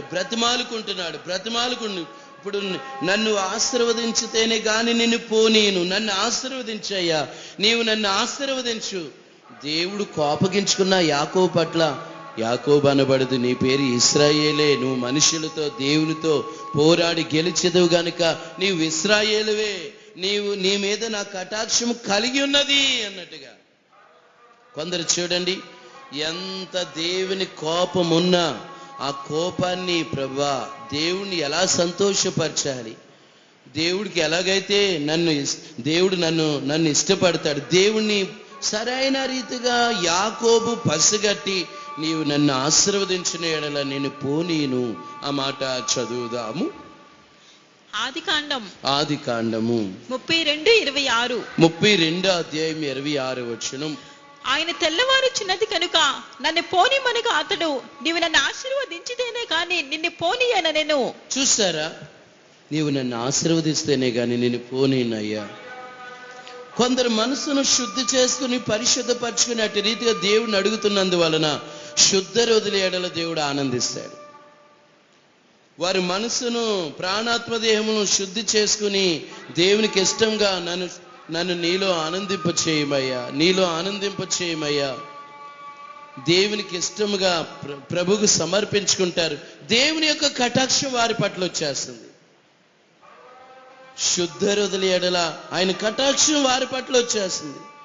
శుద్ధి చేసుకుంటారు, పరిశుద్ధపరచుకుంటారు, పవిత్రపరచుకుంటారు. లోటుపాటుల విషయంలో ప్రభువా ఈ కొరతలు ఉన్నాయి, ఈ లోటుపాట్లు ఉన్నాయి, ఈ దోషములు ఉన్నాయి, నన్ను శుద్ధి చేయండి అయ్యా అందుకుని కీర్తన గ్రంథములో ఆ మాట చదువుదాము. 73:1. ఇశ్రాయేలు ఎడల శుద్ధ హృదయుల ఎడల నిశ్చయముగా దేవుడు దయాళుడై ఉన్నాడు. దేవుడు దయాళుడుగా ఉంటాడు. కటాక్షము శుద్ధ హృదయుల ఎడల, శుద్ధ హృదయంతో దేవుని అలాంటి రీతిగా సమర్పించుకుంటే ఆయన కటాక్షం వస్తుంది, ఆయన ప్రేమ వస్తుంది. ఆయన కటాక్షం వారి పట్ల ఉన్నందువలన ఆశ్చర్యకరంగా పరిస్థితులన్నీ మార్చబడతాయి. దేవుని యొక్క కోపం ఉన్నదా? కటాక్షము రాదు. దేవునికి కోపం బాగా పుట్టిస్తున్నారు ఇశ్రాయేలీలు. బొమ్మను చేసుకుని, దూడను చేసుకుని గొంతులు వేస్తున్నారు. ఏమైనా కటాక్షం వచ్చిందా? ఏమైనా దేవుని యొక్క ప్రేమ వచ్చిందా వాళ్ళ పట్ల? ఇశ్రాయేలుని దేవుడే సృష్టించాడు, దేవుడే పుట్టించాడు, దేవుడే అద్భుతాలు చేస్తున్నాడు, దేవుడే ఎన్నో అద్భుతమైన కార్యాలు చేశాడు. అయినను దేవుని ప్రేమ ఏమన్నా వచ్చిందా? దేవుని కోపం వచ్చింది, దేవుని కటాక్షం రాలేదు. మనము దేవుని కటాక్షము ఎలా దేవుడు మనల్ని కరుణిస్తాడు, కటాక్షిస్తాడు, దేవుడు మన పట్ల ఎలా ప్రేమ చూపుతాడు? శుద్ధ హృదయుల ఎడల. చూడండి, ఆ యోనా గ్రంథములో కూడా ఆ పిల్లల సహితము కూడా ఉపవాసం ఉండి, రాజు సహితము కూడా గోనె బట్టలు కట్టుకుని ఏడ్చి వారు ప్రలాపించినట్లుగా, కనీసం రాజు ఏం ఆజ్ఞాపిస్తున్నాడు? పశువులు కూడా మేత పెట్టొద్దు అన్నాడు. పశువులు కూడా ఉపవాసం ఉన్నాయంట. తల్లులు, నెలలతోటి ఉండే తల్లులు కూడా వారు ఉపవాసం ఉండి ప్రార్థన చేసుకున్నట్లుగా ఆ మాటలు చదువుదాము. 3:6 యోనా గ్రంథము 3:6. ఆ సంగతి నినివే రాజునకు వినపడినప్పుడు అతడును తన సింహాసనం మీద నుండి దిగి తన రాజ వస్త్రములు తీసివేసి గోనె పట్టు కట్టుకొని బూడిదలో కూర్చుండెను. మరియు రాజైన తానును ఆయన మంత్రులను ఆజ్ఞయగా, ఒకవేళ దేవుడు మనసు త్రిప్పుకొని పశ్చాత్తాపుడై మనము లయము కాకుండా తన కోపాగ్ని చల్లార్చుకొని గనుక మనుషులు ఏది పుచ్చుకొనకూడదు, పశువులు కాని, ఎద్దులు కాని, గొర్రెలు కాని మేత మేయకూడదు, నీళ్లు త్రాగకూడదు. మనుషులందరూ తమ దుర్మార్గములను విడిచి తాము చేయి బలత్కారమును మానివేయవలెను. మనుషులేమి పశువులేమి సమస్తమును గోనెపట్ట కట్టుకొనవలెను. జనులు మనపూర్వకముగా దేవుని వేడుకొనవలెను అని దూతలు నినివే పట్టణంలో చాటించి ప్రకటన చేసిరి. ఈ నినివే వారు తమ చెడు నడతలను మానుకొనగా వారు చేయించిన క్రియలను దేవుడు చూచి పశ్చాత్తాపుడై వారికి చేయుదునని తాను మాట ఇచ్చిన కీడు చేయక మానెను. చూసారా, పిల్లలు సహితం కూడా, పిల్లలే కాదు, ఆ పశువులు కూడా మేత పెట్టొద్దు అన్నాడండి రాజు. నినివే పట్టిన వారందరూ అంగలారుస్తున్నారు, ప్రార్థన చేస్తున్నారు, తమ చెడు మార్గాలు విడిచిపెట్టారు. ఆశ్చర్యమైన రీతిగా దేవుని యొక్క కటాక్షం వచ్చేసింది. కటాక్షము. నినివే పట్టణం ఒకప్పుడు దేవుడు ఆ పట్టణం మీద కోపగించుకున్నాడు. అలాంటి పరిస్థితులు, పాడైపోతుంది. యోనాను పంపించాడు, ఆశ్చర్యకరంగా బోధించేశాడు. వారు మనసు మార్చుకున్నారు. మనసు మార్చుకోవడం వలన దేవుని యొక్క కటాక్షం వచ్చేసింది. వారు ఉపవాసం ఉన్నారు, వారు రోదన చేశారు, వారు ప్రార్థన చేశారు. దేవుని యొక్క కోపం ఉన్నదని మనకి ఆటోమేటిక్గా మన మనస్సాక్షి తెలుస్తూ ఉంటుంది. ఈ విషయంలో నేను తప్పిపోయాను, ఈ విషయంలో కొన్ని లోటుపాట్లు కలిగి ఉన్నాను, ఆటోమేటిక్గా మన అంతరాత్మ చెప్తూ ఉంటుంది. ఈ విషయంలో దిగజారిపోతున్నట్టుగా, ఈ విషయంలో, ఈ ఆత్మీయ విషయంలో చల్లారిపోతు. కొందరైతే ఆ దేవుని యొక్క కటాక్షము కొరకు ఉపవాసం ఉంటారు. ఉపవాసం ఉండి దేవుడి సన్నిధిలో అలాగ ఉన్నందువలన దేవుడు ఎంత కఠినముగా ఉండినను ఆ కఠిన దేవుని యొక్క కోపం పోయి దేవుని ప్రేమ వస్తుంది. ఉపవాస ప్రార్థన లాంటిది. నినివే పట్టణ వారు ఉపవాసం ఉండి వేడుకుంటున్నారు, పశ్చాత్తాపడుతున్నారు, ప్రార్థిస్తున్నారు, చెడు మార్గాలు విడిచిపెట్టారు. దేవుని యొక్క కటాక్షం వచ్చేసింది. మరి మన తీర్మానములో ఉపవాస దినం ఏదైనా ప్రకటిస్తున్నామా? అసలు మామూలుగానే ఉపవాస దినాలు కూడా ఉపవాసాలు ఉండరు. కొందరు అమ్మో ఏమైపోతామో, మధ్యలో గుండాగితే ఏమిటి అన్నట్టుగా ఆలోచిస్తారు. సాతాను కొందరు చూడండి, అమ్మో అసలే కూటాలు వస్తున్నాయి, ఇప్పుడు నుండే భయపడిపోయేవాళ్ళు ఉంటారు. కొందరు అమ్మో 3 రోజులు ఏం తినకుండా ఉండాలా, 4వ రోజు అసలు ఆ రోజు ఎప్పుడవుతుందో మీటింగు, 1 గంట అవుతుందో 2 అవుతుందో, ఇప్పుడు నుండి నిద్రలో కూడా అలాగే ఉన్నారు అనుకో. హల్లెలూయా. ఇప్పుడు నుండి అమ్మో 3 రోజుల అసలు ఉపవాసం అలవాటు చేసుకుంటే సింపులే, దేవుడు కృపిస్తాడు. ఆ ఉపవాసం ఉండడానికి కూడా దేవుడి కటాక్షం కావాలి, దేవుని యొక్క ప్రేమ కావాలి.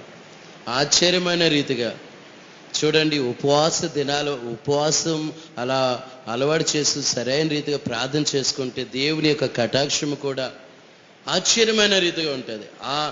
మరి యేసయ్య కూడా ఉపవాస దినం, ఆ ఉపవాసం ఉన్నప్పుడు శోధించింది. అపవాది ఉపవాసం ఉన్నప్పుడే శోధించింది.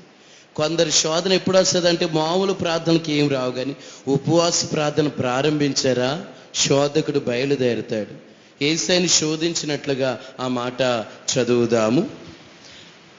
మత్తయి సువార్త మత్తయి సువార్త 4:2. 4వ అధ్యాయం 2వ వచనం. 40 దినములు 40 రాత్రులు ఉపవాసముండిన పిమ్మట ఆయన ఆకలి కొనగా ఆ శోధకుడు ఆయన వద్దకు వచ్చి, నీవు దేవుని కుమారుడవైతే ఈ రాళ్ళు రొట్టెలగినట్లు ఆజ్ఞాపించుమనెను. అందుకు ఆయన, మనిషిని రొట్టె వల్ల మాత్రము కాదు కానీ దేవుని నోటి నుండి వచ్చే ప్రతి మాట వల్ల జీవించును అని రాయబడి ఉన్నది అనెను. చూసారా, ఆశ్చర్యమైన రీతిగా ఉపవాసం ఉండినప్పుడు కూడా శోధకుడు ఎన్ని రీతిలుగా శోధించిన దేవుని బిడ్డలైన వారు ఆశ్చర్యమైన రీతిగా దేవుని కటాక్షం సంపాదించుకునే బిడ్డలు ఉంటారు. ఉపవాస ప్రార్థన బట్టి అనేకులు పరిశుద్ధ గ్రంథములో వారు ఉపవాసాలతో జాగరణలతో, పౌలు భక్తులు కూడా అనేక ఉపవాసాలు, అనేక జాగరణలు, అనేక దేవుని సన్నిధులు అటు రీతిగా కనిపెట్టుకోవడం వలన ఆయన కూడా అంగీకరించబడ్డాడు. యేసయ్య కూడా ఉపవాసము ఉండి అవును శత్రు బలమంతటిపై కొన్ని ఎలాగుంటాయంటే ఆత్మేమో బలహీనమైపోయినట్టుగా, శరీరం పెరిగిపోతున్నట్టుగా ఉంటుంది. ఆత్మనేమో బలపరుచుకోవాలి, ఆత్మను బాగా బలపరుచుకోవాలి. ప్రార్థన ద్వారా, ఉపవాసాల ద్వారా నలగొట్టుకోవాలి. శరీరాన్ని నలగొడుతుంటే ఆత్మ బలం పెరుగుతూ ఉంటుంది. అప్పుడు చిన్న ప్రార్థన చేసిన ఆ ప్రార్థన జవాబు వస్తుంది. ఉపవాస ప్రార్థన అంత బలమైంది. దయ్యాలు కూడా కొన్ని దయ్యాలు రకరకాలని పోవాలంటే ఇది ప్రార్థన వల్లనే కానీ మరి దేని వలన కాదు అన్నట్టుగా దేవుడు కూడా ఉపవాస ప్రార్థన. అందుకనే ప్రత్యేకంగా మన యొక్క ఆత్మీయ జీవితంలో దేవుని యొక్క కటాక్షం సంపాదించుకోవాలన్నా ఉపవాస దినాన్ని కూడా అలవాటు చేసుకో. దేవుడు నియమించిన ఆ ఉపవాస దినాల్లో కూడా సరైన రీతిగా అప్పగించుకుని, సమర్పించుకుని, శుద్ధి చేసుకుంటూ ఉంటే దేవుని యొక్క కోపం తొలగించబడుతుంది, దేవుని యొక్క కటాక్షం వచ్చేస్తుంది, దేవుని యొక్క ప్రేమ వచ్చేస్తుంది, దేవుడు కరుణిస్తాడు. ఏంటి వారిపై దేవుని కోపం ఉంది అనుకున్నాం అంటే దేవుని ప్రేమ సంపాదించేసుకునే బిడ్డలు ఉంటారు. వారు దేవుడు కోపగించుకున్నాడు అనుకున్నారు, ఏంటి వాళ్ళు అలాగుండేవారు కదా, ఎలా మారిపోవడానికి దేవుని యొక్క కటాక్షము సంపాదించుకునే బిడ్డలు కొందరు ఉంటారు. నీ మీద నా కటాక్షము కలిగి ఉన్నది అన్నట్టుగా మోషే పట్ల దేవుని యొక్క కటాక్షం వచ్చి ఉన్నది, అబ్రహాం పట్ల దేవుని యొక్క కటాక్షం వచ్చి ఉన్నది, జక్కయ్య పట్ల దేవుని యొక్క కటాక్షం వచ్చి ఉన్నది, ఎస్తేరు పట్ల దేవుని యొక్క కటాక్షం వచ్చి ఉన్నది. మనము దేవుని యొక్క కటాక్షము సంపాదించుకునే రీతిగా ఉంటే అద్భుతమైన కార్యాలు జరుగుతాయి. ప్రార్థన చేసుకుందాం. స్తోత్రం స్తోత్రం స్తోత్రం స్తోత్రం స్తోత్రం. 2 నిమిషాల పాటు దేవుడి సముఖంలో మోకరించి, అవును ప్రభువా, నీ కటాక్షము మాపై రానిమ్మయ్యా, నీ ప్రేమ మాపై రానిమ్మయ్యా, ప్రభువా సహాయం చేయండి అయ్యా, నీ కరుణ మాపై రానిమ్మయ్యా, ఈ సమయంలో మమ్మల్ని దాటిపోవద్దు అని ఆ గ్రుడ్డివాడు ఎలాగైతే దేవుని బ్రతిమాలుకున్నాడో దేవుని సముఖంలో సరైన రీతిగా అప్పగించుకుని, నీ కటాక్షం నాపై రానిమ్ము యేసయ్యా, మీ ఆ కటాక్షం మాపై రానిమ్మని బ్రతిమాలుకున్నప్పుడు అద్భుతమైన కార్యాలు వారి జీవితంలో జరుగుతాయి.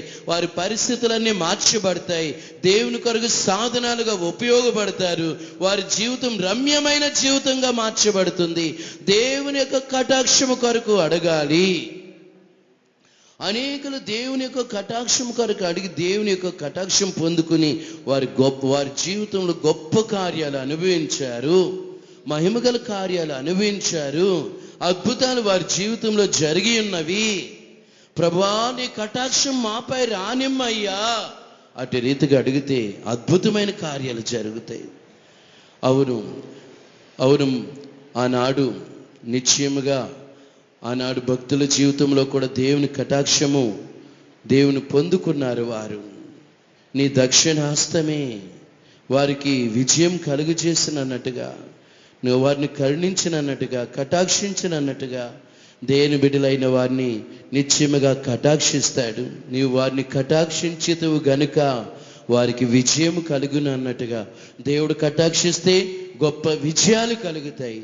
ప్రియ దేవుని బిడ్డ, ఈ రాత్రికాల సమయంలో పలు విధమైన అపజయములుగా ఉన్నాయా? అయితే అపజయములన్నీ జయముగా మార్చబడాలంటే దేవుని యొక్క కటాక్షము మనం కోరుకొనవలెను. దేవుని యొక్క ప్రేమ మనం కోరుకొనవలెను. దేవుని కటాక్షం ఎవరైతే కోరుకుంటున్నారో వారిపై దేవుని యొక్క కృప వారిపై ఉన్నందువలన, దేవుని కటాక్షం వచ్చినందువలన అద్భుతమైన రీతిగా వారి జీవితాలు రమ్యమైన జీవితాలుగా మార్చబడతాయి. వారు ఆశీర్వాదకరంగా మార్చబడతారు. Praise the lord. స్తోత్రం, స్తోత్రం, స్తోత్రం, స్తోత్రం. కరుణ సంపన్నుడా ప్రియ ప్రభువా, కరుణ చూపితివి దీనునిపై. కరుణ సంపన్నుడా ప్రియ ప్రభువా, కరుణ చూపితివి దీనునిపై. నశించిపోకుండా నన్ను కాచితివి దేవా, నీ వాత్సల్యతకు కృతజ్ఞుడను. నశించిపోకుండా నన్ను కాచితివి దేవా, నీ వాత్సల్యతకు కృతజ్ఞుడను. అగాధ శక్తులు నాతో పోరాడగా, ఆశ్రయమిచ్చితివి కరుణ రేఖలలో. అగాధ శక్తులు నాతో పోరాడగా, ఆశ్రయమిచ్చితివి కరుణ రేఖలలో. పక్షిని వల నుండి విడిపించినట్లుగా ప్రాణము సంరక్షించి సేదదీచితివి. పక్షిని వల నుండి విడిపించినట్లుగా ప్రాణము సంరక్షించి సేదదీచితివి. కరుణ సంపన్నుడా ప్రియ ప్రభువా, కరుణ చూపితివి దీనునిపై. కరుణ సంపన్నుడా ప్రియ ప్రభువా, కరుణ చూపితివి దీనునిపై. నశించిపోకుండా నన్ను కాచితివి దేవా, నీ వాత్సల్యతకు కృతజ్ఞుడను. నశించిపోకుండా నన్ను కాచితివి దేవా, నీ వాత్సల్యతకు కృతజ్ఞుడను. సత్యము నిమిత్తం హింసలొచ్చినా సంతోషమిచ్చితివి ఆత్మబలముతో. సత్యము నిమిత్తం హింసలొచ్చినా సంతోషమిచ్చితివి ఆత్మబలముతో. సింహపు నోట నుండి తప్పించినట్లుగా స్థిరమైన ధైర్యమిచ్చి రక్షించితివి. సింహపు నోట నుండి తప్పించినట్లుగా స్థిరమైన ధైర్యాన్నిచ్చి రక్షించితివి. కరుణ సంపన్నుడా ప్రియ ప్రభువా, కరుణ చూపితివి దీనునిపై. కరుణ సంపన్నుడా ప్రియ ప్రభువా, కరుణ చూపితివి దీనునిపై. నశించిపోకుండా నన్ను కాచితివి దేవా, నీ వాత్సల్యతకు కృతజ్ఞుడను. నశించిపోకుండా నన్ను కాచితివి దేవా, నీ వాత్సల్యతకు కృతజ్ఞుడను. దీనుడనై నేను మొరపెట్టగా, దీర్ఘ శాంతముతో నన్ను బ్రోచితివి. దీనుడనై నేను మొరపెట్టగా, దీర్ఘ శాంతముతో నన్ను బ్రోచితివి. పరిశుద్ధ పరచుము అనుదినము నన్ను, పరిపూర్ణునిగా మార్చి నీ చెంత చేర్చుము. పరిశుద్ధ పరచుము అనుదినము నన్ను, పరిపూర్ణునిగా మార్చి నీ చెంత చేర్చుము. కరుణ సంపన్నుడా ప్రియా ప్రభువా, కరుణ చూపితివి దీనునిపై. కరుణ సంపన్నుడా ప్రియా ప్రభువా, కరుణ చూపితివి దీనునిపై. నశించిపోకుండా నన్ను కాచితివి దేవా, నీ వాచనకు కృతజ్ఞుడను. నశించిపోకుండా నన్ను కాచితివి దేవా, నీ వాచనకు కృతజ్ఞుడను. కరుణ సంపన్నుడా ప్రియా ప్రభువా, కరుణ చూపితివి దీనునిపై. కరుణ సంపన్నుడా ప్రియా ప్రభువా, కరుణ చూపితివి దీనునిపై. నశించిపోకుండా నన్ను కాచితివి దేవా, నీ వాచనకు కృతజ్ఞుడను. నశించిపోకుండా నన్ను కాచితివి దేవా, నీ వాచనకు కృతజ్ఞుడను. నశించిపోకుండా నన్ను కాచితివి దేవా, నీ వాచనకు కృతజ్ఞుడను. నశించిపోకుండా నన్ను కాచితివి దేవా, నీ వాచనకు కృతజ్ఞుడను. నశించిపోకుండా నన్ను కాచితివి దేవా, నీ వాచనకు కృతజ్ఞుడను. నశించిపోకుండా నన్ను కాచితివి దేవా, నీ వాచనకు కృతజ్ఞుడను. నశించిపోకుండా నన్ను కాచితివి దేవా, నీ వాచనకు కృతజ్ఞుడను. నశించిపోకుండా నన్ను కాచితివి దేవా, నీ వాచనకు కృతజ్ఞుడను. నశించిపోకుండా నన్ను కాచితివి దేవా, నీ వాచనకు కృతజ్ఞుడను. స్తోత్రం స్తోత్రం స్తోత్రం స్తోత్రం స్తోత్రం. దేవుని యొక్క కటాక్షము మనపై వచ్చినట్లుగా అటు రీతిగా దేవునికి ఇష్టలుగా అటు రీతిగా జీవిస్తే గొప్ప కార్యాలు జరుగుతాయని ప్రభు మనతో మాట్లాడి ఉన్నారు. ఈ బైబిల్ స్టడీ నందు దేవుని కటాక్షం కొరకు ప్రభు మనతో మాట్లాడి ఉన్న రీతిగా దేవుని కటాక్షం సంపాదించుకుని, దేవుని ప్రేమను సంపాదించుకుని, దేవుని కృపలో ఎదుగుటకు దేవుడు సహాయం చేయనట్లుగా స్తోత్రించేదము. స్తోత్రం స్తోత్రం స్తోత్రం స్తోత్రం స్తోత్రం స్తోత్రం స్తోత్రం. దేవుని ప్రేమ, దేవుని కటాక్షం సంపాదించి దేవుని ప్రేమలో ఎదగడానికి దేవుడి సహాయం అనుగ్రహించినట్లుగా స్తోత్రించేదము. తండ్రి కుమార పరిశుద్ధ ఆత్మదేవుని స్తోత్రించేదము, ప్రార్థించేదము. స్తోత్రం స్తోత్రం స్తోత్రం. ప్రేమ స్వరూపం దేవా, మీ స్తోత్రములు స్తుతులు చెల్లించుకుంటున్నామయ్యా. ఈ బైబిల్ స్టడీలో ప్రభా, ఈ సాయంకాల సమయంలో మీరు మాతో మాట్లాడిన ప్రతి మాట కొరకై స్తోత్రం నాయన. నీ కటాక్షం మా మీద ఉండేలా అయ్యా, మేము ఎంతగానో నీ సముఖంలో నాయన ఆత్మీయంగా ముందుకు సాగిపోవటానికి నీ కృప, నీ కనికరం, నీ కటాక్షం మా మీద చూపమని ప్రార్థిస్తున్నాను తండ్రి. ఎందరో భక్తులపై నాయన నీ కటాక్షం ఉంచి నడిపించున్నారు ప్రభా.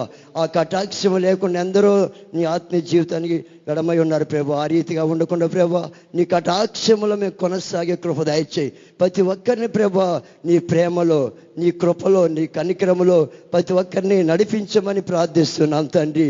నీ కటాక్షం మా మీద నడలా, మీ కటాక్షము ద్వారా మేము ముందుకు సాగిపోవడానికి అటు ఆత్మ బలము, శక్తిని, మహిమను దయచేయమని ప్రార్థిస్తున్నాం తండ్రి. ఎందరో భక్తులు నాయన నీ కటాక్షమును పొందుకొని నీ రాకడకు రాజ్యానికి సిద్ధపరుచున్నారు. అలాగని మమ్మల్ని కూడా నీ కటాక్షం పొందుకొని, నీ కనికరం పొందుకొని, నీ కృపను పొందుకొని, నీ ప్రేమను పొందుకొని ఆ రీతిగా నీ రాజ్యానికి రాకడికి సిద్ధపరిచి మమ్మల్ని బలపరిచి నడిపించమని యేసు క్రీస్తు నామములోనే ప్రార్థించి అడిగి వేడుకుంటున్నాం తండ్రి. ఆమేన్. స్తోత్రించేదము స్తోత్రం స్తోత్రం స్తోత్రం స్తోత్రం స్తోత్రం స్తోత్రం. కుమారుడైన క్రీస్తు కృప, తండ్రి అయిన దేవుని ప్రేమ, పరిశుద్ధాత్మ సహవాసము మనందరికీ తోడొచ్చునుగాక. ఆమేన్. హల్లెలూయా హల్లెలూయా.